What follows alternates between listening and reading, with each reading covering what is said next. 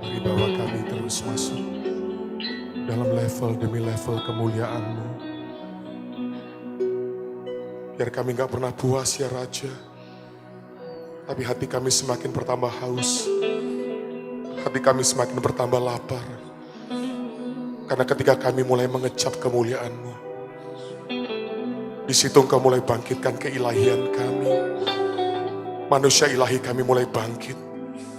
DNA manusia ilahi kami mulai dikembangkan. Mari terus, mari terus, mari terus. Haleluya, haleluya. Mari ajarkan setiap daripada kami supaya tahu bagaimana kami juga boleh melewati proses demi proses. Supaya kami semua boleh mencapai puncak destiny kami. Kami boleh datang bukan menggenapkan kehendak kami, tapi kami boleh menggenapkan seluruh kehendak-Mu dalam kehidupan kami. Terima kasih Tuhan, terima kasih. Berbicaralah Tuhan kepada kami, sebab kami siap mendengarkannya. Dalam nama Yesus. Haleluya.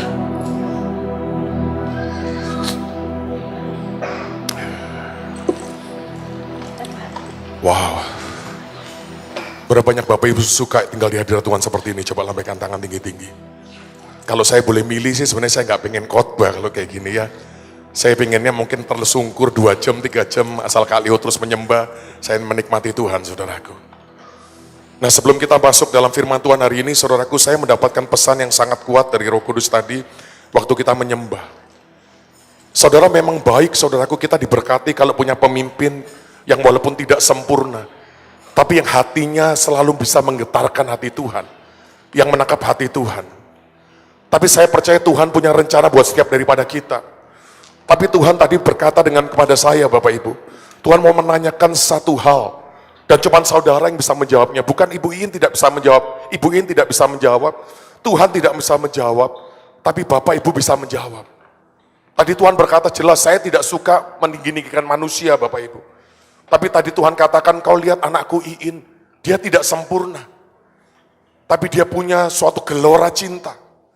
Dia punya suatu kerelaan. Dan dia bisa menangkap hatiku, capture my heart. Tapi itu gak cukup saudaraku, Tuhan bertanya. Saudara harus menjawab pada Tuhan hari ini. Seberapa banyak Tuhan bisa menemukan hati yang sama, kerelaan yang sama, pengertian yang sama. Apakah mungkin ada belasan di antara Mahanaim? Apakah mungkin puluhan atau makan mungkin ratusan Bapak Ibu? Saya nggak bisa menjawab, Ibu Iin nggak bisa menjawab, Tuhan nggak bisa menjawab. Tapi Bapak Ibu bisa menjawab. Siapa yang rindu di Mahanaim ini lahir pasukan dengan pengertian yang sama, dengan gelora cinta yang sama, dengan kerelaan hati yang sama. Walaupun mungkin kapasitasnya beda Bapak Ibu, kita harus menjawabnya. Nah, saya datang ke tempat ini Bapak Ibu bukan untuk mengajari Bapak Ibu. Jujur, ya tim saya tahu, keluarga saya tahu dari Kahal. Saya setiap kali kalau dapat kepercayaan di sini bukan cuman deg-degan Bapak Ibu, tapi istilah kayaknya mau disembelih Bapak Ibu. Saya bilang, Tuhan kalau Engkau gak kasih sesuatu Tuhan, maka semuanya sia-sia. Dan saya datang bukan untuk mengajari saudara, karena saya 100% yakin saya tidak lebih baik daripada saudara. Tapi saya dapat anugerah daripada Tuhan. Banyak hamba Tuhan bisa melakukan, tapi belum dapat kasih karunia untuk mengajarkan caranya. Nah, saya adalah seorang yang dapat kasih karunia untuk mengajarkan caranya. Tapi sebelum itu saya mau mengucapkan terima kasih dulu Bapak Ibu. Ini saya mau cerita Bu. Pada waktu terakhir kali beberapa bulan lalu saya khotbah di sini. Saya belum sempat bagikan, saya Tuhan berikan suatu penglihatan. Dan saya sangat bertobat, saya diberkati tapi saya bertobat Bapak Ibu. Saya melihat anak-anak Mahanaim saudara ini, tapi yang Tuhan kasih lihat anak-anak kecil Bapak Ibu. Jangan GR yang dewasa. Ini cuma khusus anak-anak kecil. Saya melihat anak-anak kecil yang kurang lebih umurnya masih di bawah 12 tahun. Saya melihat begitu banyak. Saya tahu mereka bukan orang kaya, mereka orang biasa. Tapi saya melihat ada yang pakai mahkota, ada yang pakai jubah, ada yang pakai tongkat, dan ada yang pakai sesuatu, pokoknya semua perlengkapan yang indah milik kerajaan surga. Dan saya mulai Tuhan kasih lihat, membandingkan dengan anak-anak kecil di gereja yang saya gembalakan Bapak Ibu. Saya nangis Bapak Ibu, bukan saya bangga, malah saya nangis. Kenapa? Saya melihat sebagian anak-anak di gereja yang saya gembalakan, gak pakai pakaian, secara rohani, muka mereka gak ada sukacita, senjatanya pun tidak benar Bapak Ibu. Dan saya bilang, Tuhan aku mau ada bedanya. Bapak Ibu tahu, dari berapa bulan yang kemarin sampai hari ini, sekarang dengan anugerah Tuhan setiap hari Sabtu, ada 500 anak-anak kecil Kedar, yang Tuhan siapkan jadi pasukan. Beri tepuk tangan buat Tuhan, haleluya. Dan saya percaya Bapak Ibu, mereka akan jadi manusia ilahi. Dan mereka dari Kedar. Dan saya percaya kalau orang Kristen tidak mau diajar, maka kita akan ketinggalan Bapak Ibu. Amin. Berapa banyak Bapak Ibu hari ini mau belajar sama-sama saya, jalan kehidupan, coba angkat tangan tinggi-tinggi. PowerPoint-nya disampaikan Bapak Ibu. Kenapa jalan kehidupan ini sangat penting, nanti kita belajar Bapak Ibu. Ya, tolong PowerPoint-nya, terima kasih. Wow. Ya, jalan kehidupan membelah. Oke, silakan klik selanjutnya. Hari ini kita sama-sama akan belajar. Kalau Bapak Ibu masih ingat, Bapak Ibu berapa bulan lalu saya sudah sampaikan bahwa Tuhan itu punya 4 level hukum. Yang paling rendah adalah hukum Taurat, Bapak Ibu, tolong diklik. Yang di atas itu adalah hukum iman. Di atas itu adalah hukum belas kasihan. Dan yang paling tinggi adalah hukum keadilan. Tolong diklik. Nah, saya mau Bapak Ibu mengerti Bapak Ibu bahwa 4 level hukum ini Bapak Ibu, itu mengajarkan Bapak Ibu saudara dan saya supaya kita tahu di mana level kita sekarang. Nah, Bapak Ibu tahu perintah yang terutama dalam hukum Taurat apa? Kasihilah Tuhan Allahmu dengan segenap hatimu, kemudian segenap jiwamu, segenap akal budimu, dan segenap kekuatanmu. Ini nggak bisa jalan, bisa tolong dijalankan nggak ini? Supaya kelihatan. Bisa diklik, tolong di ini, haleluya. Nah, Bapak Ibu saya mau nanya, itu adalah perintah hukum Taurat, adalah apa? Itu bukan hukum ya, saya jelaskan ya. Perintah tertinggi muridnya katakan, Lord, Master, what is the greatest commandments? Apa perintah yang terbaik dalam hukum Taurat? Dan perintahnya adalah kasihilah Tuhan Allahmu dengan segenap hatimu, jiwamu, kekuatanmu, dan akal budimu. Saya mau nanya, berapa banyak Bapak Ibu Saudara bisa mengasihi Tuhan dengan segenap hati, jiwa, kekuatan, dan akal budi? Tolong angkat tangan Bapak Ibu. 1, 2, 3, puji Tuhan. 4, 5, wah luar biasa. Saya tanya saudara, kalau perintahnya dengan segenap, kalau kita mengasihi Tuhan dengan 90% hati, dengan 95% jiwa, dengan 80% akal budi, dan dengan 70% kekuatan kita sudah memenuhi belum? Kita sudah memenuhi belum?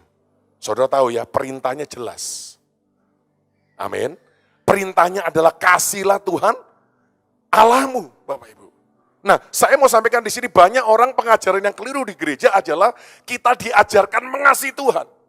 Tapi Alkitab berkata kita tidak bisa mengasihi Tuhan sebelum kita izinkan Tuhan lebih dulu mengasihi kita. Siapa yang setuju Bapak Ibu? Bahkan gini loh, kita gimana mengasihi Allah tidak kelihatan. Banyak orang Kristen katakan, aku disuruh mengasihi Allah, Allah aja gak kelihatan. Tapi kalau orang Mahanaim saya percaya kelihatan Tuhan. Karena semua profetik kan, semua bisa doang lihat Tuhan.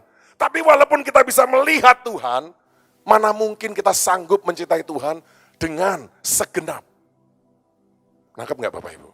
Jadi sebenarnya perintah itu mustahil. Tapi Tuhan Yesus baik Bapak Ibu. Karena dia tahu yang pertama mustahil. Saya jelaskan Bapak Ibu dengarkan baik-baik. Dia berikan hukum atau bukan hukum perintah kedua yang sama. Perhatikan kata yang sama Bapak Ibu, yaitu apa? Kasihlah sesamamu manusia seperti dirimu sendiri. Kasihlah sesamamu manusia seperti dirimu sendiri. Saya tanya, siapa yang di sini yang sanggup mengasihi sama manusia seperti dirimu sendiri? Tolong angkat tangan Bapak Ibu. Ada? Wah tadi mengasihi Tuhan ada 5 loh, ada 6. Sekarang mengasihi sesama seperti diri sendiri, kok malah nggak ada? Malah nggak ada? Ayo saya mau nanya, ada nggak yang sanggup mengasihi sesama manusia seperti diri sendiri? Perhatikan Bapak Ibu, kenapa Tuhan katakan sama? Perhatikan. Karena kalau mengasihi Tuhan itu nggak kelihatan Bapak Ibu. Halo? Halo? Alkitab katakan dari buahnya orang akan mengenal kita. Kita mengasihi Tuhan tahu dari mana orang? Segenap hati, 90% hati, orang nggak tahu. Tapi begitu saudara sama saya mampu perhatikan, mengasihi sesama seperti diri sendiri, itu artinya kita, orang melihat kita mengasihi Tuhan, saudaraku. Nggak nangkep lagi, saudaraku. Saya mau pelan-pelan ya. Siapa yang rindu untuk mengasihi sesama manusia seperti diri sendiri? Yang rindu. Saya juga rindu, saudaraku. Mengasihi Tuhan dengan segenap hati, saya juga rindu, saudaraku. Tapi rindu bukan berarti sanggup. Ini masih diusahakan ya, bisa belum keluar ya. Itu akan membantu sekali kalau lihat poin. Nah udah gak apa-apa, saya bisa khotbah gak ada PowerPoint, itu khotbahnya saya Bapak Ibu. Tapi saudara akan bisa melihat lebih jelas. Nah saudara lihat, makanya saudaraku paling rendah adalah hukum Taurat. Nah puji Tuhan, haleluya. Hukum Taurat, oke diklik selanjutnya. Diklik selanjutnya, langsung chartnya saja. Hukum Taurat ini saya perlu saudara lihat gambarnya supaya saudara ngeh Bapak Ibu. Ada yang tahu nggak hukum Taurat itu ada berapa? Hah? 10 itu perintah Allah ya adik-adik saudaraku, haleluya. Hukum Taurat ada berapa? Nih, banyak, kalau banyak nenek-nenek juga tahu Bapak Ibu. Ya jangan tegang, ya yuk kita belajar. Hukum Taurat ada berapa? Yuk klik, yang tadi bukan ini, enggak usah ini. Ini enggak usah, ini lewatin aja, tolong chartnya tadi. Ya, hukum Taurat ada berapa? 600 nih. 613. Makanya saudara kalau jadi orang Yahudi itu berat Bapak Ibu. Siapa yang mau jadi orang Yahudi? 613. Waduh saya bilang otak saya mungkin nggak sanggup untuk mengingatnya.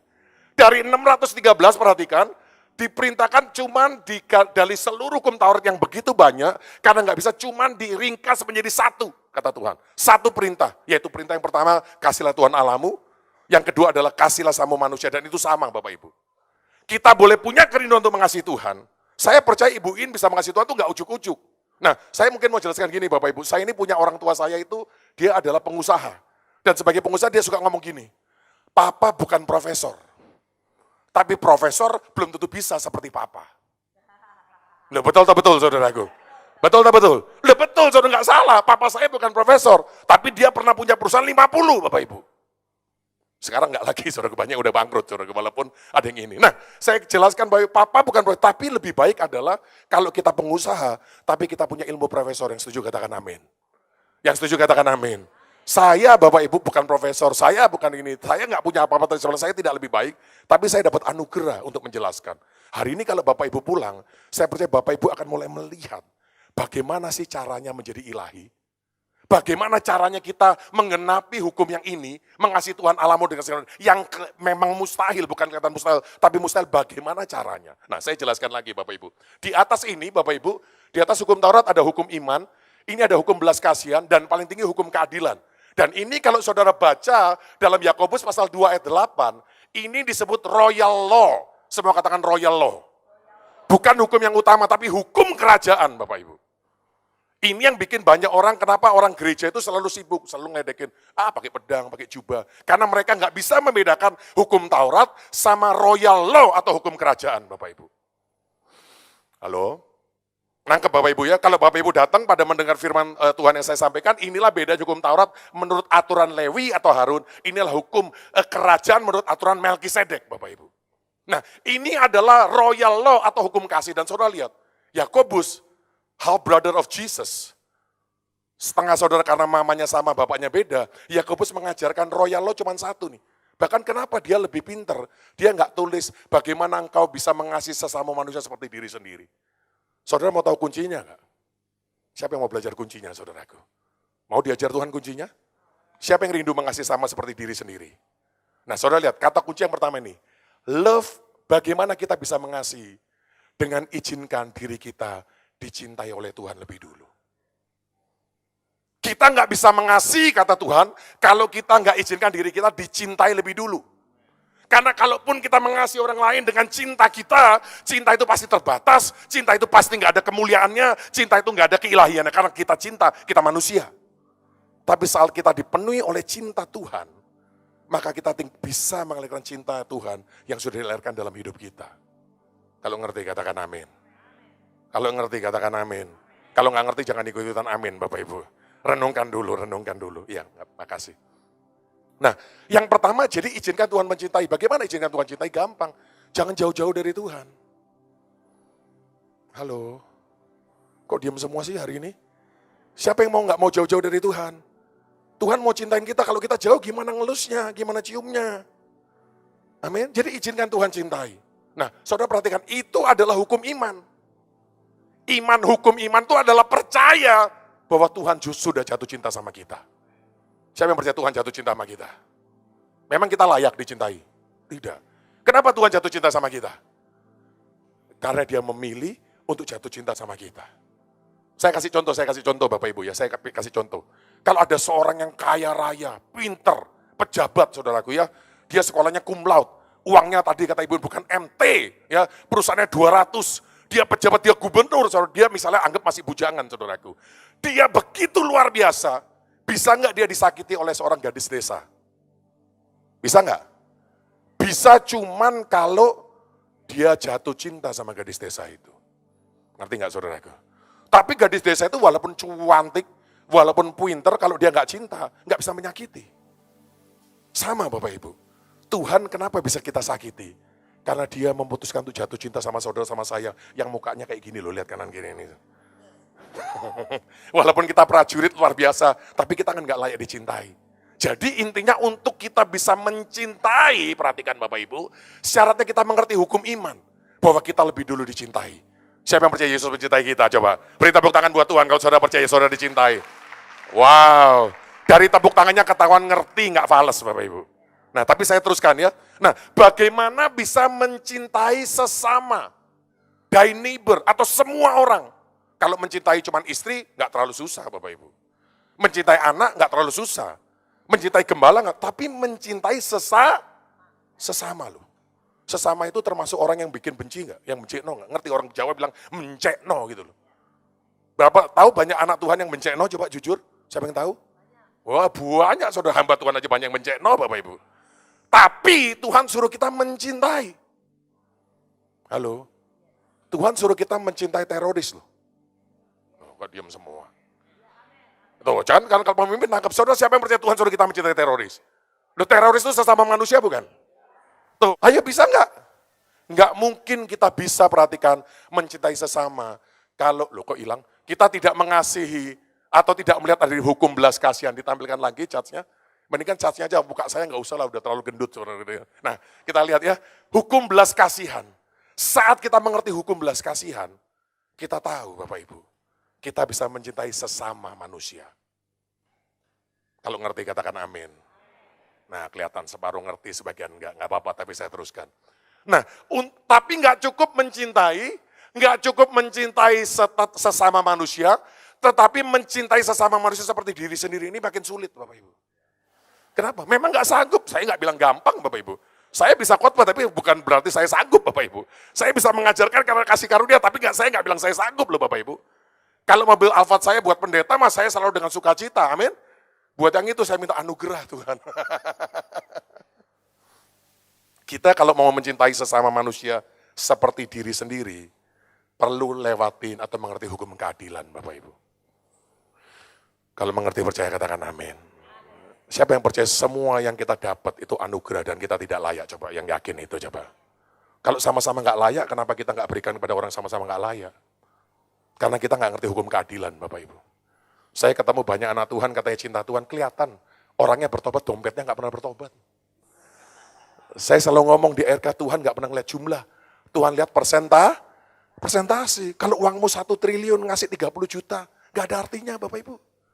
Mendingan janda uangnya 200 ribu, dia ngasih 50 ribu. Itu nilainya besar di hadapan Tuhan. Tuhan nggak pernah ngeliat jumlah, Tuhan lihat persentase. Makanya janda 2 besar memberikan lebih banyak. Nangkep Bapak Ibu. Siapa yang mau diajarkan Tuhan untuk bisa mengenapi semua hukum ini nih saudaraku. Karena ini bukan pilihan. Jadi saudara lihat ya, apa yang nggak mungkin dilakukan oleh hukum Taurat, yaitu ada 613, dengan diperintahkan untuk mengasihi Tuhan dengan segenap hati, itu bisa kita jawab sekarang. Dengan mengasihi sesama manusia seperti diri sendiri. Kalau kita mau dilatih Tuhan lewat dari satu hukum kepada hukum yang lebih tinggi. Kalau ngerti katakan amin. Makanya kita mau belajar soal hukum. Ya kita teruskan dulu. Haleluya. Kita buka Roma pasal 8 ayat 2. Ini ayat yang saya ingat dulu almarhum Pak Agung yang selalu mengajarkan Bapak Ibu. Tapi saya percaya banyak yang tahu tapi nggak ngerti. Saudara ngomong, saudara tahu enggak? Pengetahuan itu bikin orang jadi sombong. Tuh, diam lagi. Iya, siapa yang setuju pengetahuan bikin orang jadi sombong? Tapi pengertian nggak bikin orang jadi sombong. Makanya nggak cukup cuma tahu, harus ngerti. Katakan kanan kiri, kamu harus ngerti. Serius, saudaraku. Ngerti nggak jadi sombong. Kalau orang ngerti jadi rendah hati. Tapi kalau tahu jadi sombong. Jadi saudara lihat kalau orang gayanya, ngomongnya, jalannya sombong, itu berarti dia baru tahu, saudaraku. Jelas, saudaraku. Amin? Amin? Karena hukum fisika berkata bahwa tekanan itu berbanding lurus dengan gaya. Saya baru dengar berita khotbah. Jadi kalau hidupmu banyak tekanan, itu karena engkau terlalu banyak bergaya.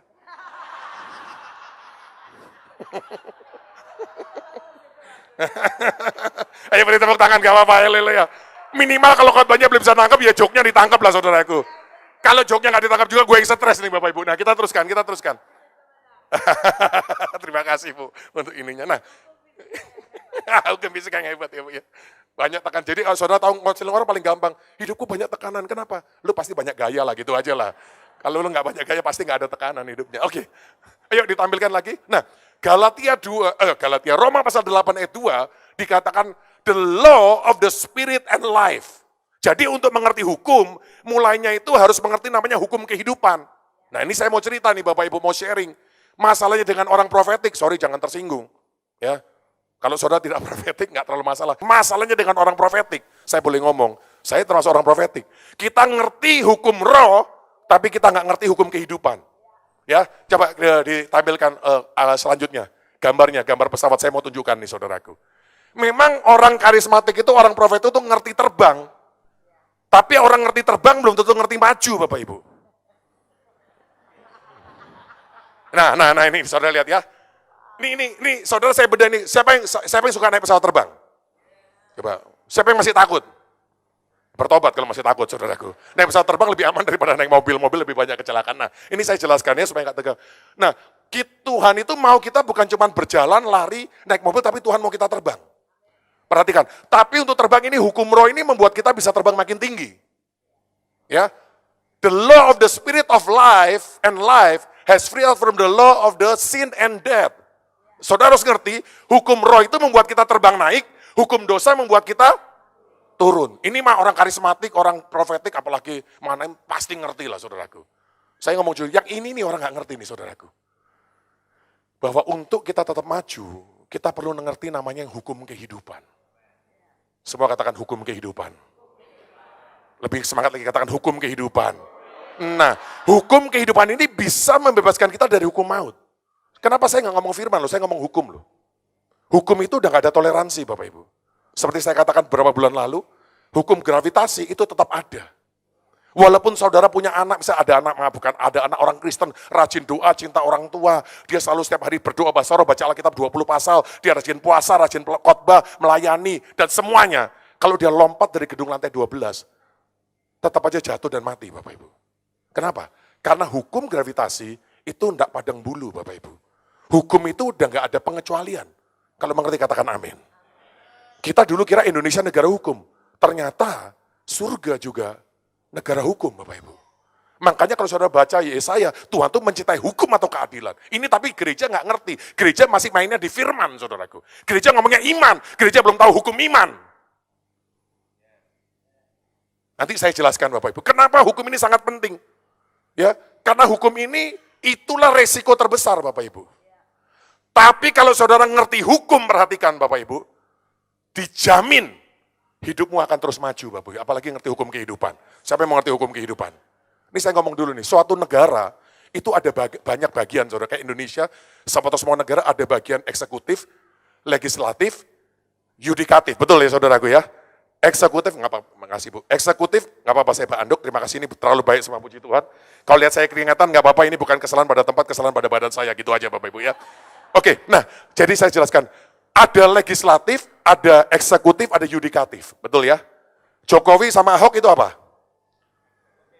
Eksekutif, ya. Terus kemudian kalau DPR apa? Legislatif. Tapi yang paling ditakutin siapa? Kenapa yudikatif? Karena orang yudikatif paling ngerti hukum, Bapak Ibu. Dan mereka dipanggil Tuhan untuk menegakkan hukum. Ini saya mau ngomong nih Bapak Ibu. Banyak anak Tuhan nggak ngerti pelayanan malaikat, nanti saya akan jelaskan di jalan yang ketiga. Kalau kita nggak pernah jadi pasukan, saudara nggak akan pernah dapat malaikat yang gagah perkasa menyertai saudara. Nanti saya akan sampaikan, nanti kita akan jelas. Jadi kita ngelihat levelnya Bapak Ibu. Nah, kenapa dikatakan takutlah kepada pemerintah? Sebab tidak percuma pemerintah menyandang pedang. Kenapa? Karena yang menyandang pedang siapa? Bukan yang buat hukum loh, bukan DPR saudaraku. Gubernur nggak bisa menjarahin kita. Nangkap nggak saudaraku? Tapi orang yang ngerti hukum, itu bisa memenjarakan orang yang bersalah. Jadi iblis itu paling takut sama anak Tuhan yang ngerti hukum-hukum rohani. Nggak ada yang bilang amin, saudaraku. Kalau anak Tuhan ngerti firman, nggak tahu hukum, saudaraku, maka dia nggak akan, dia akan dikerjain seumur hidup. Nah ini saya ngomong ini masalahnya, saya ketemu ini saya sedih, saudaraku. Karena terlalu banyak orang datang sama saya, Pak, saya itu udah bertahun-tahun doa, pemetaan, profetik, semua saya melakukan apa, patoklah saya melakukan apapun segala macam. Tapi hidup saya nggak berubah. Hubungan suami tetap nggak bertambah harmonis, maaf nggak menyindir, uang juga masih Senin Kemis, saudaraku. Sakit masih terus sakit demi sakit. Kenapa? Bukan karena mereka jahat loh saudaraku, saya jelaskan. Karena mereka nggak ngerti apa? Hukum kehidupan. Siapa yang mau dilatih Tuhan jadi mengerti hukum kehidupan? Coba angkat tangan tinggi-tinggi. Ini nih yang bikin kita maju, bukan hukum roh Bapak Ibu. Hukum roh cuma bawa kita naik. Bayangkan kalau orang ngeroh saudaraku. Doa 2 jam naik. Nanti besoknya kesel nggak ngalamin apa, turun lagi. Naik, turun, naik, turun, naik, turun, naik, turun, naik, turun. Kapan majunya Bapak Ibu? Nanti saudara bilang, ikutilah saya, nggak ada yang mau ikut. Kenapa? Aku lihat ibu 20 tahun nggak berubah. Siapa yang mau berubah? Coba angkat tangan tinggi-tinggi. Siapa ketika mau saudara, kalau orang lihat hidup kita, wah ini Tuhannya pasti beda nih. Hidupnya berubah. Siapa yang mau? Siapa yang rindu saudaraku? Amin. Nah diklik selanjutnya, diklik selanjutnya. Saya makanya mau bedah satu persatu. Saudara percaya sekarang untuk kita ngerti hukum, makanya kita perlu ngerti jalan. Diklik selanjutnya, yuk silakan. Jadi kalau kita nggak ngerti jalan, kita nggak bakal ngerti hukum. Makanya hukum kehidupan. Kenapa Yesus katakan, akulah jalan, kebenaran, dan kehidupan Bapak Ibu. Saya jelaskan dulu. Kenapa Yesus katakan gitu? Kalau kita nggak ngerti jalannya, berarti kita nggak ngalami kehidupan. Dan saya jelaskan dulu saudara, apa itu hidup yang kekal? Pengajaran itu terlalu banyak di gereja, kita hidup kudus, nanti kalau mati masuk surga dapat hidup kekal. Hidup kekal itu bukan nanti Bapak Ibu. Hidup kekal itu sekarang. Yang setuju dengan saya hidup kekal itu sekarang, coba angkat tangan tinggi-tinggi. Siapa yang percaya hidup kekal? Apa sih hidup kekal? Nih perhatikan nih Bapak Ibu. Hidup kekal itu adalah mengenal Engkau. Dan di sini dikatakan saudaraku, untuk terus menjalani hidup yang kekal, kita perlu bertumbuh dalam pengenalan akan Tuhan. Itu baru buktinya saudara sama saya hidup. Ini saya nggak nyinggung, saya cuma giles saudaraku. Ada orang sekolah Alkitab yang kata ada banyak saudara saya, sekolah Alkitab yang tidak berguna itu. Waduh, bukan dihina sekolah Alkitab. Kenapa? 50 tahun kurikulum nggak berubah. Belajarnya itu terus, nggak bisa dipraktekin. Lulusan sekolah Alkitab, nggak bisa nyembuhin orang sakit, nggak bisa ngusir setan. Buat apa sekolah Alkitab Bapak Ibu? Saya nggak bilang sekolah Alkitab jelek loh. Saya jelaskan dulu Bapak Ibu. Tapi banyak orang tidak pernah bertumbuh. Banyak orang bisa hafal ayat, tapi nggak pernah ngerti ayat. Tadi kita udah belajar, pengetahuan bikin orang jadi apa? Sombong. Tapi pengertian bikin orang makin rendah hati. Jadi saudara lihat, kamu tahu ayat ini? Itu berarti orang sombong, berarti dia baru tahu saudaraku. Ingat lagi, dia nggak pernah ngerti Alkitab. Siapa yang mau bertumbuh dalam pengenalan? Coba bertumbuh. Makanya kalau saudara mungkin waktu saya khotbah setelah dari ini saya juga nggak tahu, oleh anugerah dimasukin di YouTube banyak tanya, Pak Melkisedek apa? Saya bingung juga jelasinnya kalau Melkisedek apa Bapak. Karena banyak orang baca Alkitab nggak pernah disingkapkan. Dia nggak bertumbuh dalam pengenalan. Diklik selanjutnya lagi, coba dilihat nih. Kita lihat buktinya itu harus mengalami pertumbuhan Bapak. Ini kita lihat nih. Siapa yang mau hidup kita layak? Siapa yang mau malah hidup kekal yang semakin bertambah banyak Bapak Ibu? Hidup kekal itu bukan monoton, tidak. Hidup kekal itu bertambah. Dan untuk hidup kekal yang bertambah, hidup kita layak, kita bertumbuh dalam pengetahuan atau pengenalan nih sebenarnya yang benar akan Allah. Perlu bertumbuh. Tapi kalau kita nggak pernah bertumbuh dalam pengenalan akan Allah, Bapak Ibu, itu mungkin kita hidup, tapi belum hidup, Bapak Ibu. Orang dunia aja tahu, iklan rokok bilang bikin hidup lebih hidup. Saudara, saya mau tanya gini loh saudaraku. Kalau orang senang itu hidup, waktu lama rasanya sebentar, waktu itu rasanya cepat atau lama? Jujur, kalau orang lagi senang, waktu rasanya cepat atau lama? Cepat. Kalau lagi susah? Lama ya. Nah kalau buat saudara, waktu itu cepat atau lama? Jawab sendiri, nggak usah angkat tangan Bapak Ibu. Kalau tadi dari yang doa sih, kelihatannya cepat. Saudara. Tapi saya nggak tahu yang di belakang, mudah-mudahan yang belakang sama. Buat banyak orang itu hidup susah terus gitu loh saudaraku. Kenapa tadi? Karena terlalu banyak gaya, masih ingat saudaraku ya? Makanya hidupnya susah Bapak Ibu. Udahlah jangan banyak gaya lah, jangan banyak khotbah, banyak melakukan saja. Amin. Amin. Nah di sini firman Tuhan ajarkan kita perlu mengerti siapa yang mau bertumbuh sekali lagi. Katakan, yang bertumbuh coba yang keras. Saya mau bertumbuh gitu. Nah saudara mau nggak kalau orang lihat hidup, wah kamu beda ya hari ini ya. Cara doamu beda, cara nyembahmu beda, baca firmannya beda, ngomongnya beda, makannya juga beda. Siapa yang mau seperti itu saudaraku? Atau orang bilang, malas gue lihat lu, kenapa dari dulu juga gitu-gitu aja, Tuhan belum gak ada buahnya lah, kan capek saudaraku. Karena cuma ngeroh, hukum roh, tapi gak pernah ngerti hukum kehidupan. Nah kita klik selanjutnya, jadi cara jalan untuk mengerti hukum, kita perlu mengerti kehidupan. Untuk masuk dalam kehidupan yang sebenarnya, kita perlu mengerti namanya jalan kehidupan. Hari ini makanya kita sama-sama belajar jalan ke jalan kehidupan, ya diklik. Nah di perjanjian baru itu saudaraku ada 5 jalan kehidupan. Langsung aja diklik. Ini supaya kita melihat, supaya saudara mengerti, saudara. Tapi saya ngomong ayat ini dulu coba. Ayat ini ayat yang sangat dihafalkan sama semua orang Kristen, tapi jarang dialami Bapak Ibu. Kalau survei membuktikan orang Kristen yang ngalamin ini nggak lebih dari 5% mungkin Bapak Ibu. Alkitab katakan, tetapi jalan orang benar itu seperti apa? Cahaya fajar yang kian lama kian bertambah terang sampai rembang tengah hari. Lagunya ada kan, jalan hidup orang benar. Nyanyinya ada lagunya. Kenyataannya. Enggak jujur saudara, kenyataannya.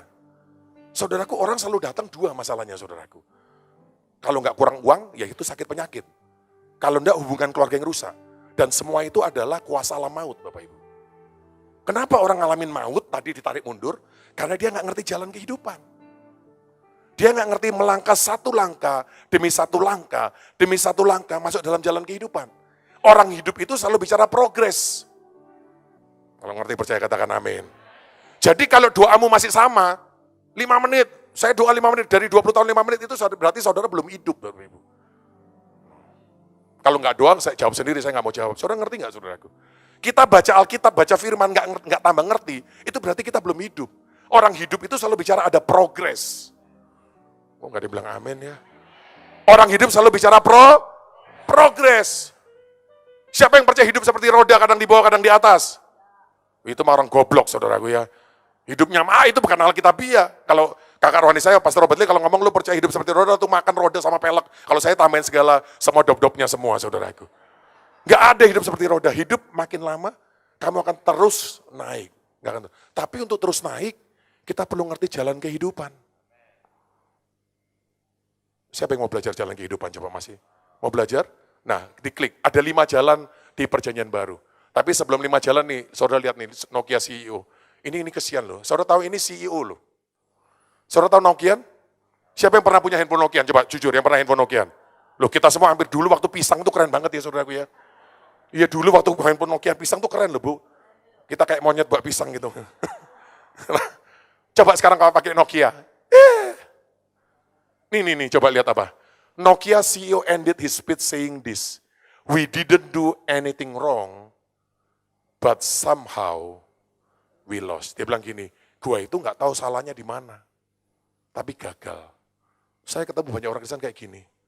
Doa sudah, jangan tersinggung ya, bertobat boleh Bapak Ibu. Baca Alkitab sudah, melayani sudah, tapi susah terus saudaraku. Itu berarti apa? Kita tidak bertumbuh atau kita belum masuk dalam jalan kehidupan. Amin. Amin. Siapa yang mau bertumbuh? Coba sekali lagi, siapa yang mau bertumbuh? Siapa mau hidupnya berubah, makin lama makin bertambah naik? Mau? Makin bertambah harmonis hubungan keluarga mau? Uang dipercaya makin banyak mau? Tadi Bu In loh, pemimpin bilang T loh. Saudara minimal dia dari juta jadi ke puluhan juta, itu baru hidup saudaraku. Kalau juta dari ke ribu, itu belum hidup saudaraku. Itu lagi mundur. Saudara mau sehat, segar, haleluya, angkat tangan tinggi-tinggi. Nah ini kita belajar jalan, coba kita teruskan lagi. Kita buka satu ayat saudaraku, nah ini kita lihat ya, 5 jalan kehidupan.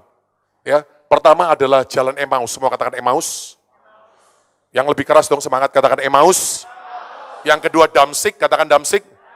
Yang ketiga Yeriko. Yang keempat Golgota. Yang kelima jalan yang sempit.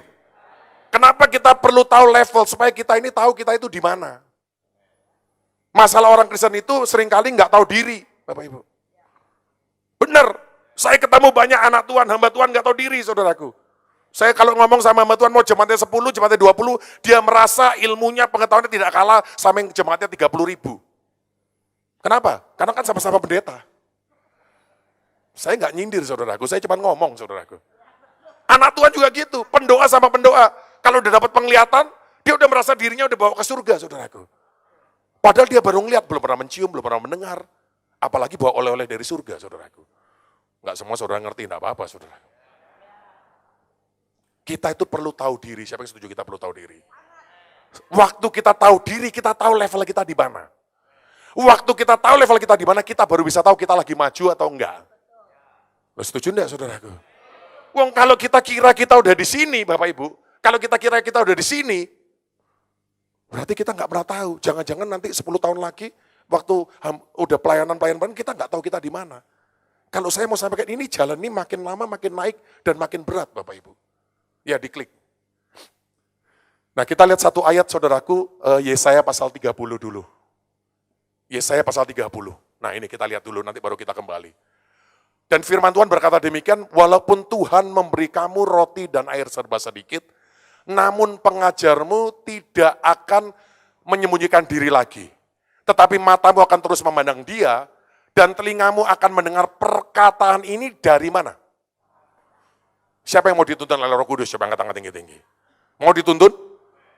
Kalau dituntun itu perkataannya dari depan atau dari belakang? Ayo dengan otak kanan, dari depan atau dari belakang?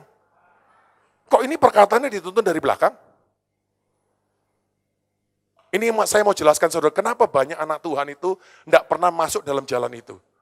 Karena gembalanya tidak mengajarkan jalan kehidupan. Seumur hidup domba tetap jadi domba, saudaraku. Diklik selanjutnya, diklik, kita lihat.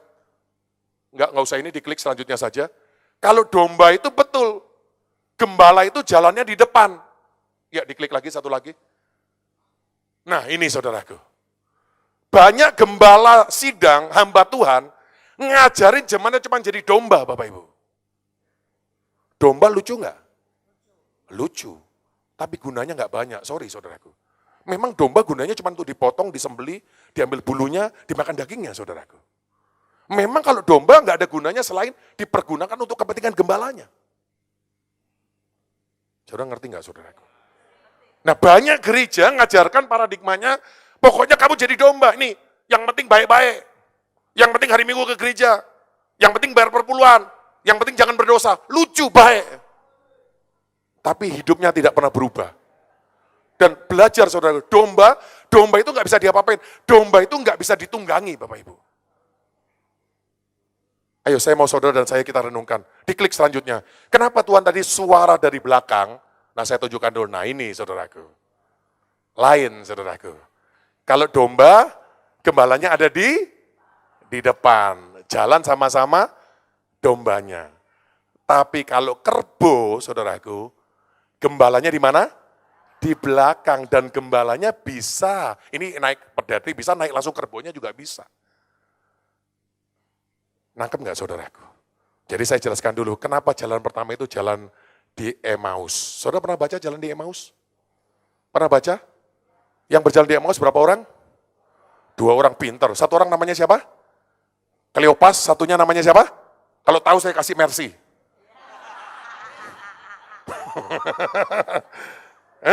Kenapa? Karena nggak ada namanya soalnya, saudara. Gue pendeta nggak bego, saudara, gue enak aja bagi-bagi Mercy. Nah, coba diklik selanjutnya. Yang pertama itu jalan Emmaus. Jadi Tuhan itu tidak pernah menciptakan orang percaya, cuman cukup percaya Bapak Ibu. Minimal kita itu minimal paling rendah itu harus jalan di Emmaus Bapak Ibu. Jalan di Emmaus adalah jalan menjadikan kita hamba Tuhan yang dipersiapkan untuk pekerjaan besar. Nah ini saudaraku. Jalan untuk menjadi seorang murid atau pengikut Kristus. Karena Yesus gak pernah ngomong katakan percaya aku. Dia selalu katakan ikutlah aku Bapak Ibu. Masalah hari ini banyak gereja tidak mengajarkan ikut Yesus. Gereja mengajarkan percaya Yesus. Halo. Makanya orang karismatik bangga. Oh kami memenangkan jiwa. Bayi semua. Saya gak menghina. Penganiayaan datang. Berapa persen yang murtad? Semuanya Bapak Ibu. Kenapa? Bayi. Gak ngerti saudaraku. Nah ini menjadi, nah saya mau jelas saudara ngerti gak kalau waktu baca? Mereka ini Kleopas sama temannya ini gak sebut nama lagi ngapain saudaraku? Lagi ngobrol. Mereka lagi berjalan keluar dari Yerusalem loh. Dan itu kalau saudara baca pada hari ketiga, itu hari Paskah. Paskah itu semua orang Yahudi itu harus wajib pergi ke Yerusalem. Nangkep Bapak Ibu? Tapi di hari Paskah mereka bukan jalan ke Yerusalem, mereka meninggalkan Yerusalem. Kenapa saya jelaskan? Karena mereka lagi goncang imannya. Mereka lagi rencana untuk murtad. Tambah diam semua saudara. Karena baca Alkitab kita perlu belajar mengerti latar belakangnya. 2 menit lagi murtad, buktinya apa? Wong Yesus sudah datang, mereka gak kenal, bener gak? Yesus tanya, apa yang kamu ngomongin? Lu gimana sih, masa lu gak tahu? Itu tuh si Yesus kita. Kita udah nunggu-nunggu dia jadi raja, jadi presiden, gue jadi gubernur, jadi menteri. Malah mati, malah kalah. Malu-maluin tuh dia. 2 pengikut Kristus lagi mau murtad. Yesus ngajarin Alkitab nih sepanjang jalan, nggak ngeliat-liat Yesus, saudaraku. Saya nggak mau saya khotbah 1 jam, saudara nggak ngeliat-liat Yesus, cuma lihat badan saya, saudaraku. Saya bercanda. Nah mereka mau murtad. Saudara tahu kapan mereka melihat Yesus? Pada waktu Yesus memecah roti. Dan waktu mereka melihat Yesus, tiba-tiba Yesus hilang. Makanya kita bilang kenapa jalan Emmaus ini adalah road of recognition, Bapak Ibu. Jalan pengenalan, saudaraku. Karena setelah mereka, Yesus hilang, baru mereka ngomong gini, bukankah tadi waktu dia ngomong, hati kita berkobar-kobar. Belum selesai, saudara. Saudara tahu nggak? Mereka dari seorang pengecut. Saudara tahu nggak, saya mau nanya, yang memulai kebangunan rohani di Yerusalem itu siapa? Petrus siapa ya? Semua pendeta ngomongnya Petrus. Baca Alkitab makanya yang benar. Saya percaya yang memulai kebangunan rohani bukan Petrus. Yang memulai kebangunan rohani adalah Kleopas dan saudaranya. Saudara baca nih, setelah mereka lihat Yesus hilang, mereka jalan balik ke Yerusalem, Bapak Ibu. Dan pada waktu mereka jalan, mereka beritakan tentang Yesus, Yesus tiba-tiba muncul, Bapak Ibu. Disitulah kebangunan rohani mulai. Siapa yang setuju, saudaraku? Kebangunan rohani mulai bukan ketika saudara khotbah seperti Petrus. Kebangunan rohani mulai ketika Yesus mulai hadir dengan kuat kuasanya dan kerajaannya dalam kehidupan saudara dan saya. Siapa yang mau dipakai Tuhan membangun kebangunan rohani? Buat saya gampang, mau murtad nggak apa-apa. Yang penting orang Kristen bangunnya 1 kali lebih dari jatuhnya. Saudara dijamin pemenang, saudara. Gitu aja. Nggak pernah orang Kristen yang nggak gagal. Amin. Siapa di sini pernah gagal? Wah, saya bukan pernah lagi, saya sering gagal, Bapak Ibu. Amin. Tapi sampai hari ini saya nggak mau berhenti doain orang mati, saudaraku. Saya lagi menunggu kebangkitannya. Karena anak rohani sudah, saya belum, Bapak Ibu. Saya bangkitkan aja terus orang mati. Kalau nggak bangkit bukan salah saya lah. Belum 2000 kok yang saya doakan orang mati, saudaraku. Suatu hari pasti bangkit, kalau bangkit satu cerita saya lain, Bapak Ibu. Halo? Siapa yang mau menjadi pengikut Kristus yang dipersiapkan untuk perkara dahsyat? Makanya pertama itu jadi apa? Jadi kerbau. Dan kalau saudara baca di hukum Taurat, kerbau atau lembu tidak boleh dimakan dagingnya. Artinya kalau kita ngerti paradigma kerbau, kalau ada hamba Tuhan mau menyalahgunakan kita, mau make use kita di hadapan sama Tuhan. Nggak ngerti juga saudaraku. Tapi kalau kita masih domba, kita disalahgunakan, jangan salahin Tuhan, memang kita domba kok. Saya mau nanya, saudara domba atau kerbau? Ya lembu itu kerbau Bapak Ibu. Ya, bukan saudara pikir lembu sapi, lembu itu kerbau, baca ox Bapak Ibu. Ya, saudara domba atau lembu? Binatang halus atau kalau lembu itu disakiti ngamuk nggak? Lembu itu kulitnya keras nggak? Kerbau, keras saudaraku. Luka jalan terus membacak. Ibuin khotbahnya terlalu menyakiti hati. Aku pindah, itu bukan lembu, itu domba. Ngerti Bapak Ibu? Siapa yang mau jadi lembu coba? Lembu. Kerbau, siapa yang mau jadi kerbau? Katakan karena minimum lu jadi kebo gitu. Ya nggak mau lagi saudaraku. Saya nggak bisa khotbah terus, kalau nggak mau udah saya tutup aja ya, saya serahkan pada ibu ini kalau nggak mau jadi kebo saudaraku. Siapa yang mau berjalan di jalan Emmaus coba angkat tangan tinggi-tinggi. Ini saudara renungkan nanti, ini sangat dalam Bapak Ibu. Emmaus itu artinya hot from the sunrise to the sunset Bapak Ibu. Saya bisa masuk lebih dalam, tapi kalau saudara siap, kalau belum yang percuma saudara, nanti cuma banyak pewahyuan tanpa ada pengenapan Bapak Ibu. Tapi yang penting kita tahu dipersiapkan menjadi murid pengikut Kristus. Jadi sekali lagi nggak ada Tuhan ciptakan kita cuma jadi orang percaya. Yang setuju dengan saya katakan amin. Minimal semua jadi murid pengikut, minimal jadi kebo. Minimal bisa membajak gitu saudaraku. Ada fungsinya, bisa ditunggangi sama pemimpin kita. Nggak malu-maluin saudaraku. Oke, kita lihat yang kedua, diklik.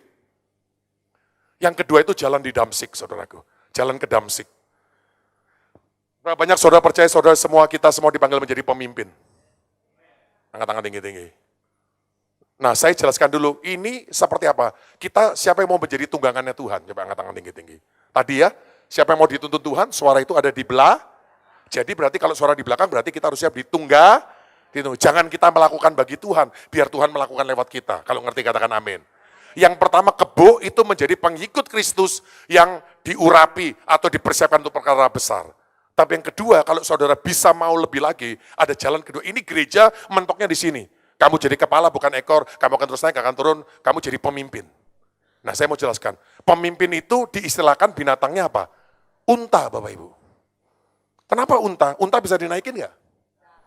Hebatnya unta apa? Unta bisa jalan jauh, Bapak Ibu. Amin atau amin? Amin atau amin? Kalau ngelewat padang gurun paling enak pakai apa? Pakai unta. Unta itu punya stamina rohani nggak? Punya. Unta kalau minum banyak nggak? Oh, banyak. Unta itu minum ditaruh di punuknya Bapak Ibu. Berarti kalau pemimpin doanya banyak nggak? Banyak orang doa baru 10 menit, udah penuh. Lah mana? Bukan unta itu mah. Apa kucing Bapak Ibu? Kucing nggak bisa ditunggangi Bapak Ibu. Nah, yang kedua ini pemimpin saya jelaskan dulu, nanti baru saya jelaskan ayatnya, adalah unta. Unta itu, saudaraku bisa berjalan jauh. Unta itu pasti dipercaya bawa perbekalan, Bapak Ibu. Siapa yang mau dipercaya Tuhan bawa perbekalan? Coba angkat tangan tinggi-tinggi. Jadi pemimpin minimal, saudara Ibu. Jangan banyakkan gaya, ingat tadi saudaraku. Halo? Unta itu, saudaraku, bisa berjalan jauh. Dan saya belajar dari John Wesley, orang Metodis ngomong gini. If you want to walk fast, walk alone. If you want to walk far, walk together. Yang nangkep saya bahasa Indonesia, kalau mau jalan cepat, jalan sendiri. Kalau mau jalan jauh, jalannya bersih. Jadi tanggung jawabnya apa? Gereja itu tanggung jawabnya mencetak pemimpin sebenarnya. Halo? Kok diam semua sih? Siapa yang percaya gereja harus mencetak pemimpin, saudaraku? Siapa yang percaya saudara semua pemimpin, saudaraku?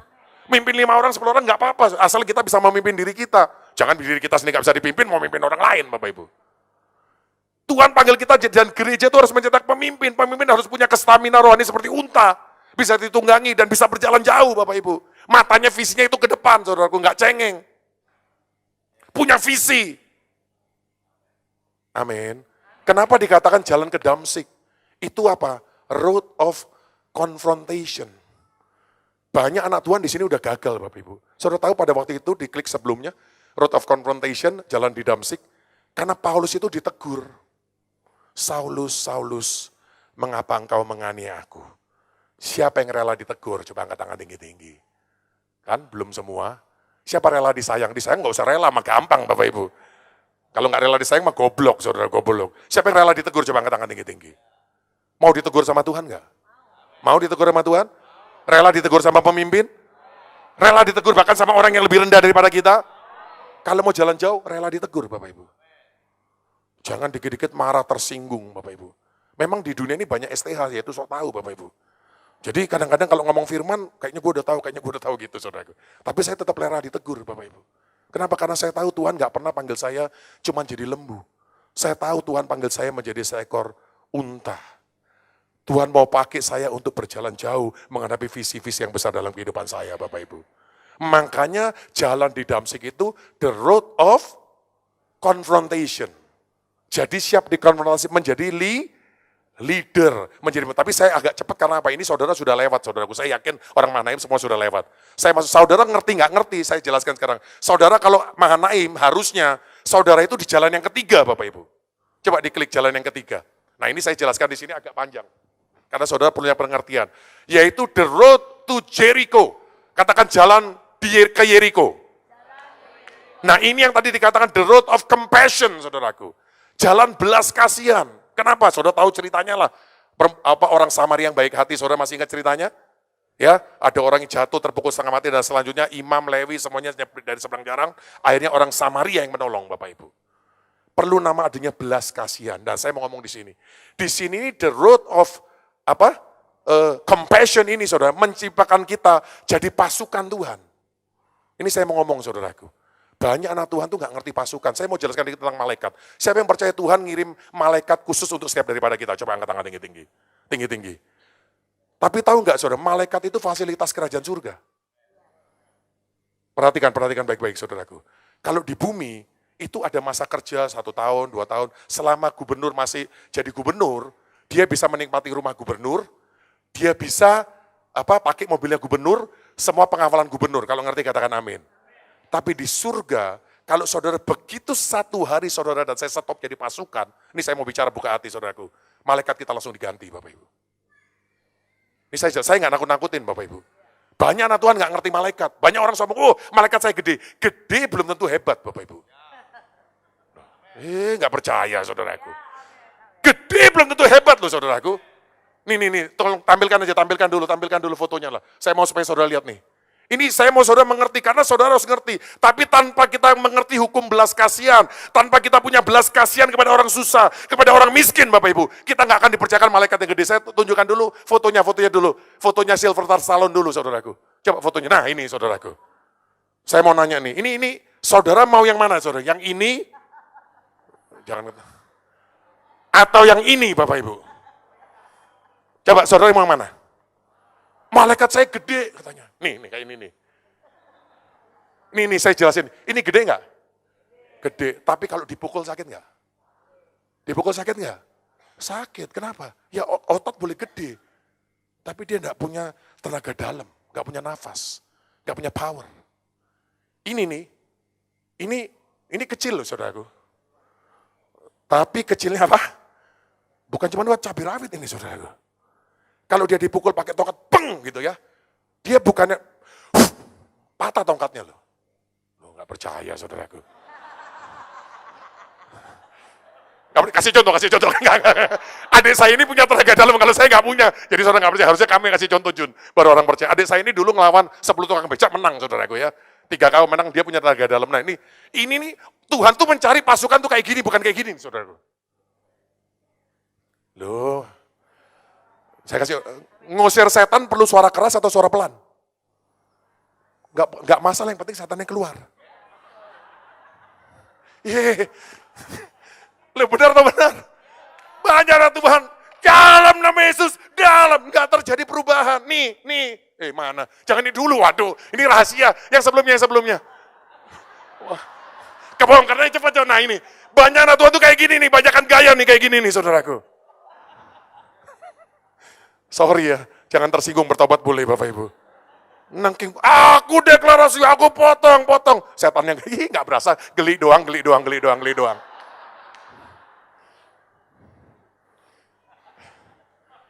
Yang melahirkan otoritas itu bukan apa-apa, belas kasihan Bapak Ibu. Compassion. Maka tergeraklah hati Yesus dengan belas kasihan. Lalu yang menyembuhkan. Siapa yang mau hukum belas kasihan diajarkan Tuhan sama kita? Siapa yang mau belas kasihan kita bertambah, Bapak Ibu? Dulu kalau saya lihat anak kecil udah hitam, jelek, ingusan, saudara ke muka gitu, saya nggak punya belas kasihan. Sekarang kalau saya lihat orang-orang kedar yang miskin, yang hitam, saya bisa melihat kadang, wow, Tuhan punya rencana besar buat dia. Apa yang buat perbedaan? Bukan ini, saudaraku, sini saya yang berbeda, saudaraku. Begitu kita punya belas kasihan, Tuhan berikan kekuatan, saudaraku. Makanya kalau mau bergerak, kalau nggak punya belas kasihan pasti capek nih, saya jamin, saudaraku. Perlawatan, pasukan, nggak tambah belas kasihan pasti capek. Amin toh amin. Dan saudara tahu nggak, malaikat itu bisa diganti anytime, Bapak Ibu. Ya, boleh tampilkan tadi udah terlanjur, saudaraku. Nah, ini malaikat ini kalau kita bicara level, seorang level apa? Level daripada ini pasukan. Siapa yang kita pasukan Tuhan? Coba katakan tinggi-tinggi. Namanya mahain aja pasukan, kalau nggak jadi pasukan pindah ke tempat lain ya. Istilah jangan di sini gitu loh. Ke gereja lain aja yang enak-enak, damai sejahtera, gereja sukacita gitu kan, gereja kemakmuran gitu, apapun lah. Kalau di sini semua jadi pasukan, amin. Nah jadi pasukan, nih saudara, makanya pasukan itu kuda. Cuman banyak orang itu gini loh, nih bedanya ini sama ini apa? Ini kuda pertunjukan. Ini kuda peperangan. Kalau kuda pertunjukan, khotbah pinter. Begitu orang kerasukan, kamu aja, itu bagian kamu. Hahaha, jangan tersinggung, bertobat boleh Bapak Ibu. Hah? Kalau kuda ini tadi yang masih ingat tadi, banyak tekanan karena banyak gaya Bapak Ibu. Ya. Lawatan, nangisin lawatan. Begitu pemimpin bilang, siapa yang pergi ke Somalia? Kamu saja, dia. Jangan tersinggung, bertobat boleh Bapak Ibu. Kalau Paris, saya, Paris. Di Paris juga ada teroris, saudaraku. Jadi sekarang Paris gak lebih aman dari Somalia loh, kalau saudara ngerti. Cuman dalam lindungan Tuhan aman. Loh saudara ngerti gak sih saya mau sampaikan? Kalau kuda, Bapak Ibu, pasukan, itu beda. Dia mendengar genderang perang, dia berlari menuju menyongsong panah. Saya kalau dengar ceritanya, ibuin cerita ke saya, anak-anaknya saya juga, aduh Tuhan kapan gue jadi kayak mereka. Belum luka, belum ada buahnya, belum dijadiin buronan, ini belum terbukti. Bilang kok gila ngajarin gimana Bu anak-anak punya kayak gitu ya. Hah? Anak saya kayaknya kalau masih diomelin masih ngambek deh kayaknya deh. Jadi saya harus bertobat dulu lagi nih bapaknya. Amin. Siapa mau jadi pasukan? Coba angkat tangan tinggi-tinggi. Lihat saudaraku, begitu kita mau bangun sekali lebih, saudara tangkap prinsipnya. Lebih daripada jatuhnya kita nggak pernah nyerah, kita jadi pengikut Tuhan. Begitu kita rela ditegur, rela diajar, didisiplin, kita jadi pemimpin, saudaraku. Amin. Begitu kita berani ambil resiko, masuk dalam peperangan sekalipun nggak sanggup. Siapa sih yang sanggup sebenarnya? Saya mau cerita waktu Tuhan suruh peperangan bangsa, saya minta doa nama ibu ini. Mau jujur, ibu ini jahat lagi saudaraku, saya ngaku dulu di sini. Oh nggak apa-apa Pak, Tuhan sudah kasih otoritas, padahal dalam hati dia udah tahu bahaya. Cuman kalau dia ngomongin kasih tahu nanti takut saya nggak jadi maju, pasti deh dia kayak gitu. Saya baru tahu, maju saja nggak apa-apa. Saya sampai maju Bapak Ibu lawan peperangan bangsa, lawannya Nyi Roro Kidul, Behemoth, Leviathan. Itu adik saya ini kecemplung, saudaraku. Sampai kecemplung di mana itu di Kayangan Bapak Ibu. Saya ngerti pada waktu dia kecemplung semua JDN, My Home semua bilang, itulah makanya kalau orang nggak tahu diri, itulah makanya kalau orang nggak ngerti peperangan bangsa model apa gitu. Baru kecemplung orang udah maki-maki semua Bapak Ibu. Begitu dia satu-satu yang selamat, ceritanya lain semua Bapak Ibu. Oh dia selamat karena kami yang mendoakan, kami yang memberikan ini, kami yang memberikan itu Bapak Ibu. Saudara saya nggak bangga, tapi itu adalah mujizat Tuhan. Dari begitu banyak orang yang kecemplung di Kayangan, yang lain kalau nggak gila mati, nggak ada satupun selamat, cuman dia yang satu-satunya selamat. Beri tepuk tangan buat Tuhan Yesus Kristus. Itu tambahnya adalah apa? Pasukan Bapak Ibu. Siapa yang mau jadi pasukan Tuhan? Siapa yang mau jadi kuda perang bukan kuda pertunjukan? Amin. Ya boleh sih wanita dandan boleh nggak saudaraku? Bolehlah rambut mau disanggul boleh. Tapi kalau disanggul masih mau nggak nyemplung ke lumpur? Itu jadi masalah. Makanya tadi ibu bilang saya bukan prinsis. Di mata Tuhan dia mempelai tapi dia bukan prinsis. Banyak orang gitu. Kalau hari ini gereja jemaat makin besar, pendetanya sanggulnya udah nggak bisa goyang tuh saudaraku.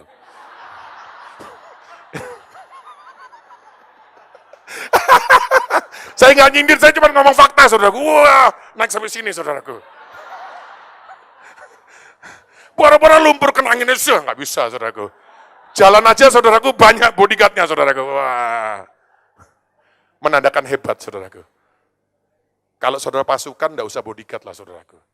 Malaikat kerajaan berlaksa-laksa menyertai saudara kalau kita pasukan Tuhan. Beri tepuk tangan buat Tuhan, haleluya. Jadi jangan lagi tanya nanti, malaikatku masih kerja enggak, gampang. Mau tahu malaikatmu masih kerja enggak, saudara masih tetap pasukan enggak, gitu aja. Kalau saya ngomong jujur nih, saya juga ngomong, saya pernah loh saudaraku. Suatu kali saya enggak mau bergerak, malaikat saya diganti yang kecil. Saudara kan kalau nggak bisa ngeliat, nggak tahu, kalau gue tahu saudaraku. Saya biasa doa gini, kalau sudah saya doa, saya bergaul sama Roh Kudus, saya bilang, malaikat, sekarang tolong antar saya, bawa saya ke surga. Kalau malaikat biasa, langsung naik, saya ngalamin portal, bisa lihat gunung, bisa lihat lembah, kadang-kadang sungai, kadang-kadang luar angkasa, kadang-kadang sampai rasi bintang, kadang-kadang ke taman Tuhan, pokoknya ngalamin surga berkali-kali. Begitu saya nggak jaga hati saudaraku, malas-malasan berapa hari, malaikat tolong, malaikatnya ngomong gini, Pak saya mau tolong, nggak sanggup Pak, keberatan. Loh ini serius saudaraku, saya nggak bohong. Saudara nggak percaya, ini saya ngomong, saya ini I'm serious, ini nggak bercanda. Saudara kalau nggak bisa komunikasi, nah siapa yang percaya kita bisa komunikasi sama malaikat? Tapi kita nggak nyembah malaikat, wong dia pegawai, masa kita nggak bisa komunikasi? Kalau saudara punya bodyguard nggak bisa komunikasi, ya gimana? Jangan jadi percuma ya Bu ya, jadi punya bodyguard. Siapa yang mau Tuhan percaya malaikat yang lebih dahsyat saudaraku? Nanti suatu hari kalau saya masih diundang, waduh ini promosi, saya akan ngomong lagi level-level malaikat saudaraku. Tapi nggak hari ini, Yes, haleluya, thank you Jesus. Lumayan akhirnya promosi gue berhasil. Enggak. Bercanda. Oke, kita lihat keempat saudaraku. Oh, kalau malaikat suka ya. Karena mau tahu sih, banyak orang gitu. Ya, udahlah kasih ke saya. Adik saya ini dulu bangga saudaraku. Malaikat saya malaikat perang. Wih, keren sih. Tapi nanti suatu hari kita belajar ya. Ada namanya malaikat perang, ada malaikat kehidupan. Itu levelnya jauh lebih tinggi dari malaikat perang. Saya kasih bonusnya belajar sendiri di Alkitab saudaraku. Oke, kita teruskan yang keempat. Siapa masih mau terus jalan saudaraku? Jadi masih ingat tadi jalan di Emmaus itu ke Emmaus menjadikan apa? Murid ya, pengikut ya. Siapa yang mau jadi pengikut Yesus? Coba tetap mau jadi pengikut Yesus. Jalan ke Damsik menjadi apa? Leader. Siapa tetap mau jadi pemimpin? Angkat tangan. Jalan ke Yeriko jadi apa? Semua katakan pasukan. Jadi saudara ngerti ya, pasukan lebih besar dari pemimpin loh. Ngerti enggak saudaraku? Di mata Tuhan loh, bukan mata manusia loh. Kalau mata manusia kan gitu, lu berapa? Gua youth pastor. Jemaat gue 2.000, tapi kalau dia nggak pernah bergerak, dia bukan pasukan. Saya nggak menghina, tapi ini firman saudaraku. Saya bukan nyenengin saudara, ini benar firman. Saya nggak menghakimi atau mendiskreditkan siapa-siapa, tapi betul. Pasukan nilainya lebih tinggi daripada pemimpin. Karena pemimpin tahunya cuma pelayanan, pasukan tahu peperangan saudaraku. Tapi kita masuk lebih jauh, nah jalan ke Golgota. Semua katakan jalan ke Golgota. Nah ini lebih berat lagi, karena ini road of sacrifice saudaraku. Ini saudara bukan cuma dipanggil jadi pasukan, tapi saudara dipanggil menjadi pahlawan. Siapa yang mau jadi pahlawannya Tuhan? Jawab pahlawan kerajaan Allah. Pejuang iman, bukan pahlawan kesiangan ya. Nanti saya jelaskan dikit. Bedanya apa pahlawan Allah sama kesiangan Bapak Ibu. Kalau kita dipanggil jadi pasukan, itu contoh binatang tunggangan adalah apa? Yaitu keledai. Mungkin saudara bingung, kok keledai lebih tinggi ya daripada kuda ya? Kita renungkan. Banyak orang bilang itu keledai itu bodoh. Betul nggak saudaraku? Sebenarnya keledai itu nggak bodoh. Keledai itu keras kepala. Loh, saudara nggak ngerti beda tuh. Ibuin langsung, aku seneng kalau ini panglima saudara ini cerdas, nangkepnya cepet gitu ya. Saudara, keledai itu nggak bodoh. Nangkep saudaraku. Keledai itu pinter saudaraku. Kalau enggak, mungkin keledainya Biliam bisa lihat malaikat. Biliam aja nggak kelihatan, ayo. Keledai lebih pinter dari Nabi. Nabi banyak oon. Apalagi pendoa syafaat juga banyak lebih oon. Kalau tersinggung ya nggak apa-apa, yang penting kan firman saudaraku. Oke, ya kita teruskan. Keledai itu saudaraku bukan bodoh. Keledai itu stubborn, keras kepala. Dia konsisten. Dia nggak peduli orang bilang nggak mungkin, nggak bisa, nggak mungkin, nggak bisa, nggak mungkin, nggak bisa. Dalam gua tetap percaya Yesus, gua tetap maju. Kayak siapa? Ya saudara. Saya nggak nunjuk, saudara angkat tangan sendiri. Sebenarnya semua udah tahu kayak siapa, ya gitu kan.